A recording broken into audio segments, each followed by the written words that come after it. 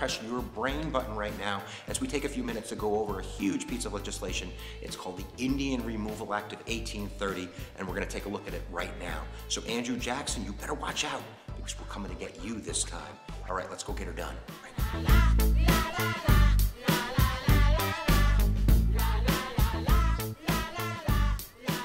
All right, let's set context first. By 1830, most of the Native American tribes, especially in the Northeast, have been annexed, sent away, have been destroyed, have been broken up. But there are hundreds of thousands of Native Americans that are living on Indian territories within state borders down south. We're talking about Florida, we're talking about Alabama, we're talking about Georgia, we're talking about Mississippi. There's a humongous pressure that's building on the federal government by poor whites down south. They want to get their hands on this land.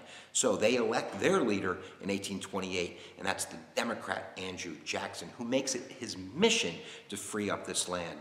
And he puts his ink on his first big piece of legislation in 1830 called the Indian Removal Act. And it's a squeaker. It passed the House, I believe, by only one vote. And there was a lot of opposition in the North. A lot of missionaries were against this because they saw Native Americans as being acculturized, as becoming civilized, as being brought into the Republic. This was Jefferson's and Washington's idea, and they'll have nothing to do with this forcibly removal idea of Andrew Jackson. There were even some Southerners against it, like Davy Crockett, the congressman from Tennessee, who voted against the Indian Removal Act. Yada, yada, yada, it passed. And now Andrew Jackson has the ability, they say negotiate treaties, but really to force treaties on these Native Americans and to forcibly remove them with state militias from their homes. And that's what begins to occur as soon as this law is passed. All 5 of the civilized tribes, we're talking about the Choctaw, the Chickasaw, we're talking about the Muscogee Creek, the Seminoles, the Cherokees, are going to be rounded up and at gunpoint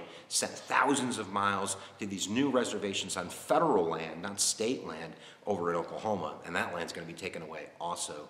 We also have court challenges. A lot of the Cherokees felt that their best avenue wasn't to fight with guns and with bows and with arrows, but rather to go to the Supreme Court. And a really, really big decision comes out in 1832. It's called Worcester versus Georgia, where John Marshall actually sides with the Native Americans and says, you can't forcibly remove these guys. These guys have a right to their land like everybody else.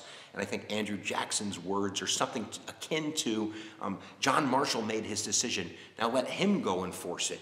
And he goes on to say that if you light a fire under these guys, eventually it'll get hot enough and they're going to leave. And those treaties begin to get signed right away. We have the Treaty of Dancing Rabbit Creek. We have the Treaty of New Ikoto. We have a number of treaties that starts forcing these Native Americans out. The Seminoles, however, would have none of that. They were the only tribe that fought to the end, and thousands of them ended up in the Florida swamps living out their lives, many of them intermarrying with slaves from that area. But the majority of these Native Americans, the 100,000 plus, are going to be put on the Trail of Tears. Thousands of miles to Oklahoma. 1/4 of all Native Americans on the Trail of Tears died on the way from disease, from starvation, from warfare, from being attacked by whites. A really quick story is one of the tribes was crossing the Ohio River in southern Illinois, and the ferry operators were charging these Native Americans $1 a head when they were charging whites 12 cents a head. And there were hundreds of those Native Americans that froze on the side of the river waiting for the ferry because they couldn't afford to cross. But there we go, guys. At this point, by 1838, we have really wiped the Southeast at least, east of the Mississippi, clean of Native Americans, and that land is gobbled up quicker than you can say gobbled up by whites. They actually had lotteries where they were giving this land away to poor whites who wanted that land. So the Native Americans are now pushed off to these reservations, some of the worst land in the country, in the dry, arid, deserty land of Oklahoma where nothing really grows.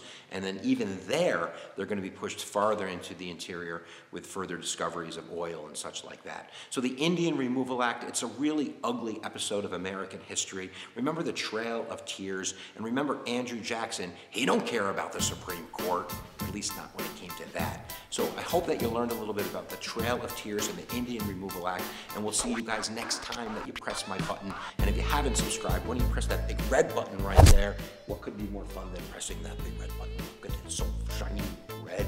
And that'll take you off to the land of subscriptions. And I'll tell you one more thing. Where attention goes, guys, energy flows.